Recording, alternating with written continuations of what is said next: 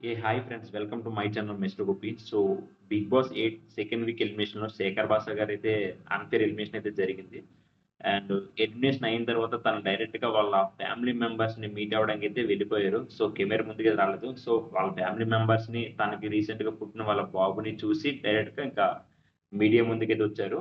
And ఇతను big Boss 8 నుంచి eliminate చేయడం చాలా అంటే చాలా నచ్చలేదు చాలా మందికి. అన్‌ఫెయిర్ ఎలిమినేషన్ ఇది. ఎందుకంటే మనకి 'బిగ్ బాస్ 8' ఏంటి ఎంతో కొంత కామెడీ వస్తుందంటే, మన 'శేఖర్ భాష' గారే. 'శేఖర్ భాష' గారు లేకపోతే చాలా తక్కువ చూడను కూడా చూడరు చాలామంది. ఎందుకంటే మిగతా ఉన్న కంటెస్టెంట్‌లు కూడా చాలా మంది తెలియకపోవచ్చు బయట చాలా మందికి. సో, ఇతని నుంచి వచ్చిన కామెడీ కూడా మనం చాలా మిస్ అయితాం. సో, ఇతన్ని అన్‌ఫెయిర్ ఎలిమినేషన్ చేయడం అనేది నాకైతే అస్సలు నచ్చలేదు. మీకు గాని నచ్చిందో లేదో ఒకసారి కామెంట్ అయితే చేయండి.